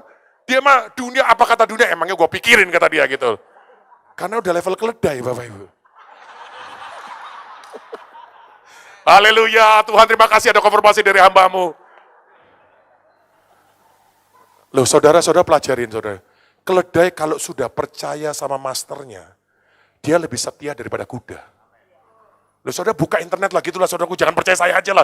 Baca firman, baca internet, ngecek sendiri gitu. Kalau saya salah, kasih tahu nanti saya bertobat saudaraku. Kalau saudara salah, saudara yang bertobat ya istilah gitu ya. Jadi keledai itu kalau sudah percaya, dia itu rela di make use loh. Habis-habisan loh, lebih dari, kalau saudara pernah lihat war horse, kuda perang, itu kuda udah keren kan? Udah keren kan? Tapi keledai itu ternyata lebih setia daripada kuda, Bapak Ibu. Dan Yesus naik ke Yerusalem, masuk Yerusalem, pakai keledai beban yang mudah. Perhatikan, waktu saudara jadi pahlawan, perhatikan nih baik-baik nih. Kalau saudara masih pasukan, saudara cuma membawa nama komandan, saudaraku. Ini saudara tangkap nih saudara. Tapi waktu saudara jadi pahlawan, saudara bukan cuma mengharumkan nama komandan, saudara mengharumkan nama raja. Dan bisa membawa raja masuk di kota di mana saudara berada. Amin. Kalau Tuhan bilang misalnya satu tempat desa apa, saya nggak tahu lah, desa kebun sawit misalnya gitu, kalau ada, Tuhan bilang kamu di situ. Jadi keledai saudara bilang, Tuhan, aku tetap di sini kayak sama di kebun kacang itu sampai engkau hadir sebagai raja di tempat ini. Itu saudara keledai. Ngerti? Bukan kuda. Kalau kuda masih nangkep nggak saudaraku? Ya. Nah Tuhan mencari itu pahlawan saudaraku. Ya ini. Dan kenapa keledai beban yang mudah? Kenapa keledai beban yang mudah? Ini kayak orang tidak berpengalaman kan? Pokoknya kalau dia udah percaya Tuhan, tadi dibilang, yang lain dia bukan nggak mau dengar orang loh, perhatikan, dia bukan bodoh loh. Tapi sekali dia ngerti siapa komandannya, dia akan tekun sampai mati. Dan saya mau jelaskan bedanya level pasukan sama pahlawan, saudaraku.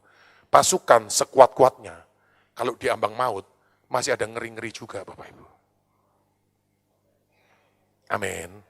Amin. Ngerti ya, pernah nonton film-film bioskop ya, saudara, atau pernah lihat ya, orang biarpun berani, pasukan itu walaupun sangat kuat, hebat berperang, tapi kalau udah deket yang mau mati, dia masih deg-deg ser. Dan saya bersyukur, saudara, saya baru dilatih Tuhan, lolos daripada level pasukan, saudaraku. Boleh saya cerita kesaksian dari tadi, belum kesaksian, sekarang kesaksian. Kesaksian bukan cuma yang baik-baik, Bapak Ibu. Bulan kemarin saya mengalami 3 in 1. Apa itu 3 in 1? Tifus, demam berdarah, dan malaria jadi satu, Bapak Ibu. Dan saya di rumah sakit 5 hari, plus 5 hari, 10 hari, Bapak Ibu, ternyata malarianya oleh-oleh dari Mozambik. Saya nggak minum obat yang pantesan ya, dia bilang, kalau mati nggak boleh ngesu. Ternyata memang bahaya ya. Saya percaya penyakit bukan dari Tuhan. Tapi saya percaya ini proses yang Tuhan mau saya lewati. Perhatikan untuk apa? Untuk saya belajar belas kasihan dan arti kehidupan lebih lagi, Bapak Ibu. Ini saya cerita, saudara tahu kan saya juga bukan cuma berita, saya pengusaha. Ya nggak salah saudara, saya rumah sakit saya pakai VIP saudaraku. Saya ngalamin 10 hari tanpa berhenti. Meriang, menggigil, panas naik sampai 40 derajat saudaraku. Itu saya udah pakai semua doa saya udah pakai semua firman yang saya tahu, saya udah pakai semuanya yang saya tahu saudaraku. Tetap aja sakitnya nggak menang-menang Bapak Ibu. Ya.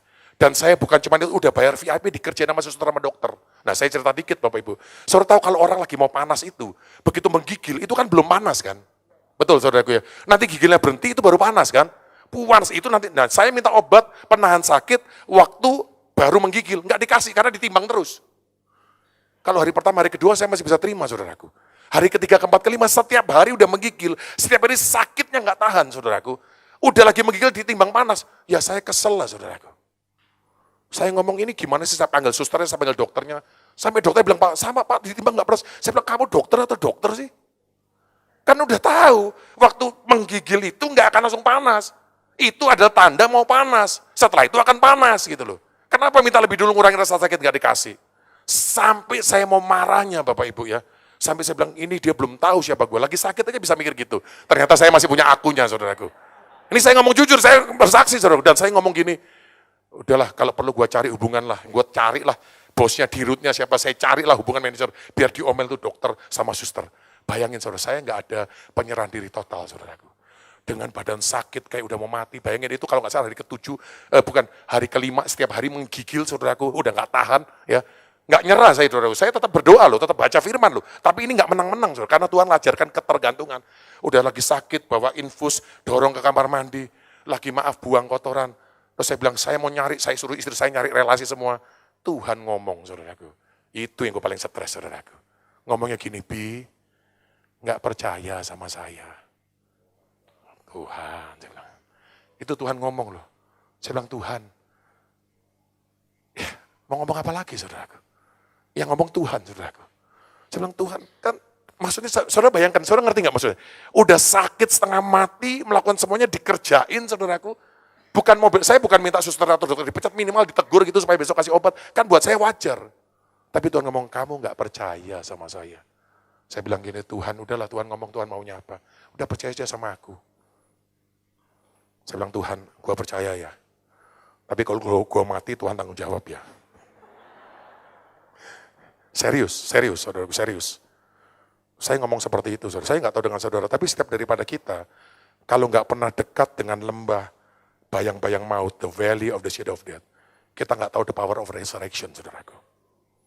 Amin. Karena kita kira keakuan kita hilang, padahal percayalah keakuan kita masih ada. Percayalah kita semua masih punya racun, saudaraku. Percayalah kita masih punya kesombongan, saudara. Percayalah kita masih ada kurang ketergantungan sama Tuhan. Waktu saya bilang, oke Tuhan, jadilah kehendak-Mu Tuhan. Ya sudah. Dan setelah itu masih 5 hari kemudian saya masih menggigil meriang. Tapi yang saya mengerti, saya bilang, Tuhan, gua sekarang ngerti Tuhan. Gua VVIP aja dikerjain. Gimana kalau jemaat gua pakai BPJS ya? Saudara nangkep gak saudaraku? Serius.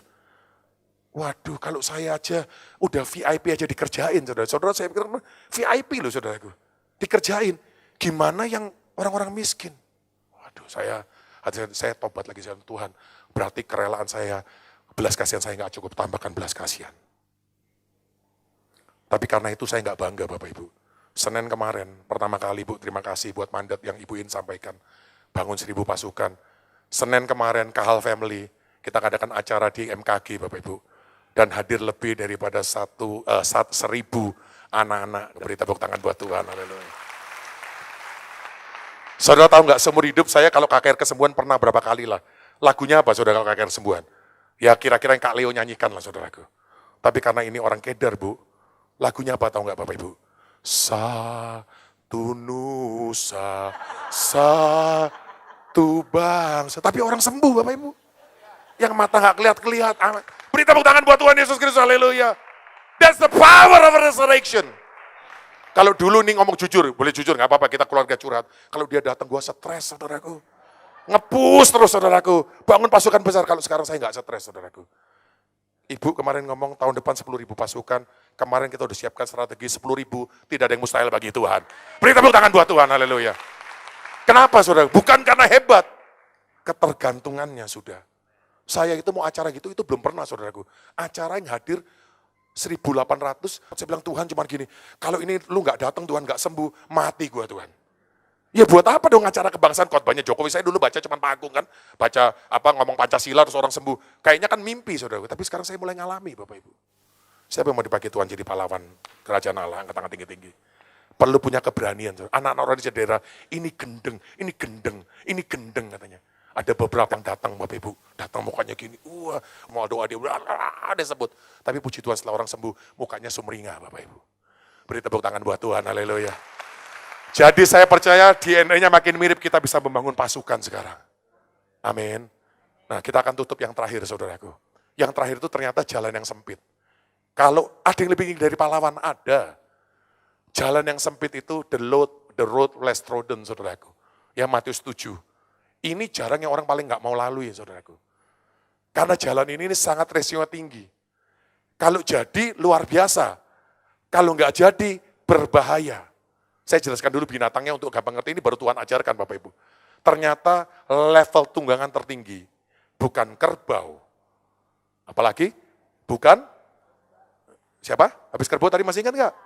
Bukan unta, bukan kuda, bukan keledai. Yang paling tinggi levelnya adalah bagal. Ditampilkan. Nah ini saudara harus tahu nih bagal. Bagal itu keledai jantan sama kuda betina. Ya, dikawinin itu jadi bagal. Ini bukan makhluk biasa. Ini makhluk X-Men kalau saya sebut nih. Makhluk setengah Allah, saudaraku. Tapi ini resiko besar. Saya jelasin dulu resikonya nih kalau mau ke sini. Karena kalau salah, kalau kebalik, kalau kudanya yang jantan, keledai yang betina, jadinya hini. Ya baca aja di internet, jangan tanya apa itu gitu loh. Oh, kok jadi galak ya, maaf. Lagi seru-seru, enggak bercanda, suka bercanda. Jadi, bagal itu tunggangan paling luar biasa. Karena tunggangannya pangeran, raja-raja semua itu cuma bagal, saudaraku. Nah, kenapa keledai jantan dan kuda betina? Kalau saudara baca Mazmur 147, Tuhan paling benci kuda jantan, saudaraku. Kuda jantan itu kegagahan laki-laki, orang mengandalkan kekuatannya sendiri. Nangkep, saudaraku. Makanya nggak boleh dibalik, saudaraku. Ya, tapi kuda betina bisa melahirkan kuda, saudaraku. Saudara nggak nangkep, saudara. Pelan-pelan ya. Kalau saudara sudah di level ini jarang nih, saudaraku. Ini udah level X-Men, saya nggak tahu di sini ada enggak. Tapi kalau keledai sih udah tahu ya, kita udah setuju, saudara ya. Keledai nggak banyak juga, banyak orang kuda aja udah puji Tuhan. Ini bagal ini sudah supranatural nih Bapak Ibu. Kenapa? Dia campurannya luar biasa. Dia punya keteguhan hati seperti keledai jantan, Bapak Ibu. Punya kesetiaan sebagai keledai jantan. Tapi dia punya otoritas masih sebagai kuda betina yang berlari. Artinya, dia punya strong leadership, dia bisa mencetak pasukan, tapi dia sendiri masih terus bergerak, Bapak Ibu. Ini nggak mudah, Bapak Ibu. Banyak hamba Tuhan, kenapa saudara lihat ya, kalau jenderal itu banyak kan perutnya buncit, kenapa saudaraku? Loh, jujur saudara, jangan lihat saya saudaraku, kan saya lihat yang di atas, jangan ke sini saudaraku. Ini udah kurang 5 kilo setelah sakit, tapi belum kelihatan ya Bapak Ibu ya. Kenapa jenderal perutnya buncit? Makan terus nggak turun di lapangan Bapak Ibu. Banyak orang ya ketika dipakai, dulunya wah masih, makanya saya mau ulangi, saya nggak tinggal manusia. Saya mau respect sama Mami Heidi Baker tuh saya respect saudaraku. Dia KKR 5.000, saya ulangin saudara buat saudara belum dengar. Dia bisa duduk sama mbok-mbok 2 jam saudaraku. Ngerti mbok-mbok? Orang kampung yang bukan siapa-siapa, dia bisa duduk kasih. Ini orang kok gendeng ya. Dia ketemu orang apapun dia udah nggak pengaruh saudaraku. Karena ini udah hybrid nih saudara. Ini bukan manusia biasa. Ini udah manusia ilahi. Ditampilkan aja dulu ininya. Ini udah levelnya ini X-Men saudaraku. Ditampilkan dulu gambarnya. Dan mereka itu biasanya punya karunia-karunia khusus saudaraku. Nah, satu lagi. Satu lagi tadi yang karunia dulu sebelum ini. Gambar satu lagi. Supaya seru. Nah ini nih saudaraku. Mau dia punya supernatural weight loss, siapa yang mau saudaraku? Ini saya masih mau undang, saya masih cari, saya mau Ibu Indo, sepakat Bu ya, nanti kita undang buat kita berdua Bu, haleluya. Yang lain gak sepakat, gak usah dapat ya, biarin. Mereka puas aja, kita weight loss, haleluya. Oh Pak Hoke mau ya? Kamu mau juga Leb? Mau juga? Ya mau juga. Jun mau juga weight loss? Siapa yang mau karunia weight loss saudaraku? Nanti ya kita undang sama-sama saudaraku. Nah, ada juga miracle money saudaraku. Ada juga, ya inilah saudara tahulah siapa saudaraku, saya gak ini. Maksudnya Tuhan itu mencari orang level seperti ini. Manusia ilahi. Kalau dibicarakan di 1 Petrus 2:9, umat kepunyaan Allah sendiri. Saudara tahu sekarang di Amerika ada orang namanya David Taylor, hamba Tuhan, lagi ngomong mukanya bisa sinar kayak neon. Saudara tahu ada hamba Tuhan namanya David Ower, ketika dia jalan, mimpin 1 juta orang, ada pelangi kelihatan kasat mata, kemana dia jalan dia ngikutin, saudaraku. Sekarang ini udah banyak, walaupun gak sangat banyak. Orang-orang level di sini, saudaraku. Tapi saya cuma mau beritahu, untuk orang bisa level ini, saudara. Kalau Robert Lee kekurangan saya luar biasa kan masnya kan. Itu belum luar biasa saudaraku. Ada seorang kakak rohani saya, Bruce Allen, punya teman dekat. Itu jenggotnya 24 jam setiap hari penuh debu mas. Jadi kalau di jalan kemana-mana dia tinggal, haji, debu masnya turun semua saudaraku. Serius, kalau dia makan di restoran, gini, debu masnya turun semua. Orang bilang, oh ketombinya emas semua saudaraku. Bukan lagi pelayanan setiap hari. Saudara, apa yang saya mau sampaikan? Tahun ini kita masuk ke tahun apa? Siapa yang percaya Ain Zain? Siapa yang the year of perfection, saudaraku? Mungkin kita belum sampai, tapi minimal kita tahu itu jalan kita bisa tuju. Cuman kita harus tahu kita di mana nih, saudara. Kalau kita masih di Emmaus, nggak mungkin kita bisa jalan yang sempit, saudaraku. Jalan sempit ini orang nggak ada yang mau, saudaraku. Amin. Amin. Doanya berapa jam nggak usah ditanya, saudaraku. Baca Alkitab berapa lama nggak usah tanya, pelayanan seperti habis-habisan melayani jangan ditanya saudaraku. Mereka ini udah orang yang nggak masuk akal saudara, udah orang ini, tapi mereka adalah orang-orang yang Tuhan panggil. Lebih dari pahlawan kerajaan, tapi manusia ilahi. Dan saya percaya tahun ini, sejak 5777 ini, mulai Tuhan lahirkan manusia-manusia di seluruh dunia. Yang percaya katakan amin, beri tepuk tangan buat Tuhan. Dan saya berdoa di Mahanaim, keluarga kami juga Kahal Family, saya nggak tahu kalau bisa banyak, minimal lahir beberapa manusia ilahi. Yang setuju beri tepuk tangan buat Tuhan, haleluya.